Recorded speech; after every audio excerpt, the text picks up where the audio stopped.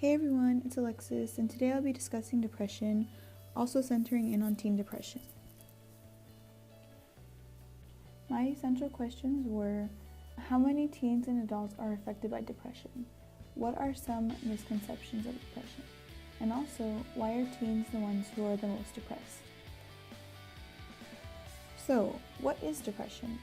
First and foremost, it is a mental health disorder. It is not just a feeling, it is much more than that. This disease changes how a person thinks and acts, so it causes changes in their everyday lifestyle, no matter where they are or no matter who they're with. Depression also makes people feel like they are alone, although they are in a public place. So say someone is in a big crowd and they're surrounded by a bunch of people that they're loved by, but they'll still be feeling like they're alone and that they're worthless amongst all of their friends and family. So, some causes. They're all different depending on the people that are affected by depression. Some can be triggered by past experiences, a loss of hormones that make us happy, also changes in their sleep cycle, so they could have a loss of sleep or a gain of sleep.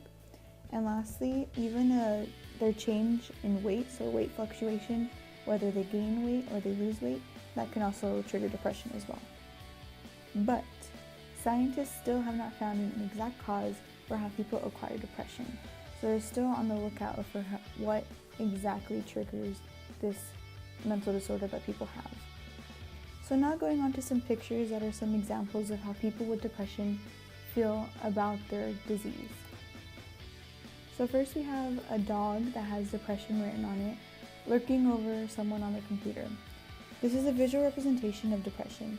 The day may seem to be going fine, but the depression lurks over constantly, pushing you down from within. So it's always just lurking over you, no matter what you're doing. You could be playing, you could be sitting on your computer, you could be doing work. Anything that you're doing in your life can be attacked by a feeling of depression. Next, we have another visual representation of how someone with depression feels. While those who don't have depression and don't understand exactly what it is may just think that it's just someone being sad all the time, when in reality it has many more emotions that underlie within this disease. So people feel like they are nothing and that they're oftentimes worthless to those who truly do care about them, and they often do feel sad. They also have anxiety, guilt, isolation, and hopelessness. So it's a lot of just all these negative effects just hidden inside someone that are just constantly bearing down on them. The last example is a chart that shows how patients with depression always worry when their blues will return while having a good day.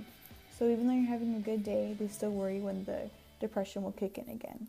Never truly. Symptoms. There are multiple symptoms that people with depression feel and experience. The inability to work functionally, so you can be at school or at your job and just sitting there not doing anything because you're just so weighed down by your sickness that's inside of you. And it's really hard to do anything with a constant strain on your back the whole time. There's also a strain on relationships, whether it be with a significant other or family. So oftentimes people push their family away because they think that they're nothing to anybody. There's also a loss of interest with things usually enjoyed, and so it's just like the things that you used to be interested in are constantly going away as the years go on with your sickness. There is also a lack of sleep, a feeling of uselessness and being alone, and also the thoughts of suicidal tendencies do arise. So here's a quick little timeline of the duration of depression. So it started in 140 BC and was originally called melancholia. Then going into the Romans, they believed that it was caused by someone being possessed by demons. Then next goes into the witch hunt time. So people who were thought to be witches are often linked to depression. And now to our modern day, it is now a mental illness that can be treated by professionals, and it's not considered as a weakness, it's just another sickness that we have. Next, we have a map of the world, and this shows where depression is more prevalent than others. So for here we have the US with a whopping 10%, then we go down to 7% all the way in Western Europe, then we travel to Australia that has 4%, and Central America also has 4%. And then lastly, we have South America at 5.5%. It was just really interesting to see how different parts of the world were more depressed than others. Here's depression through the teen years, and as you can see, from the ages of 13 through 17, the depression rises through the years. So it starts at 6.2% and rises all the way to 12.5%. Depression isn't the most common mental health disorder that there is in the US, because the one that tops that is anxiety, but it does affect anyone. Children can get it, also teens and adults, but it's most commonly seen within teens and adults. So the amount of people that are affected is 6.7% of adults in the US. Meanwhile, there's a 20% of teens in the US that are affected by depression. So some teen statistics that we have is that teens will feel more suicidal through depression. Also, there is a 30% chance of depressed teens to turn to drug abuse in order to help their sickness instead of getting help. They also interact less and take less opportunities to better themselves. So for example, if they're depressed, they won't go out and fill out job applications or fill out college applications to further their experiences in life, because they don't think that they'll make it that far enough to be able to experience everything. Next we have to look at is the treatments that we have for depression. So some things we see are electroshock therapy, which is for those who really don't have any other option to get rid of the depression.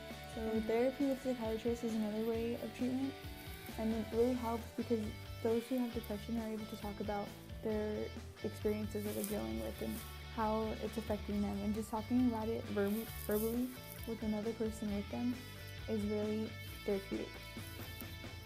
Next, medication can also be purchased to help those with depression lessen the feeling of depression.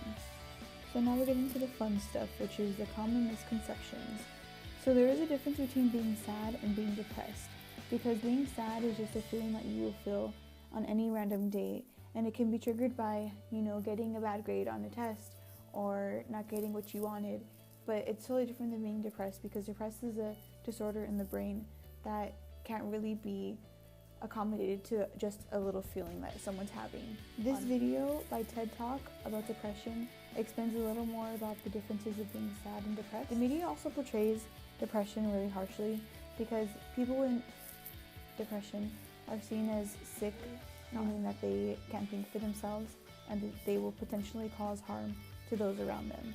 In the media, people with depression are also seen to be that they don't really clean themselves well, and that they just have a really terrible appearance to others.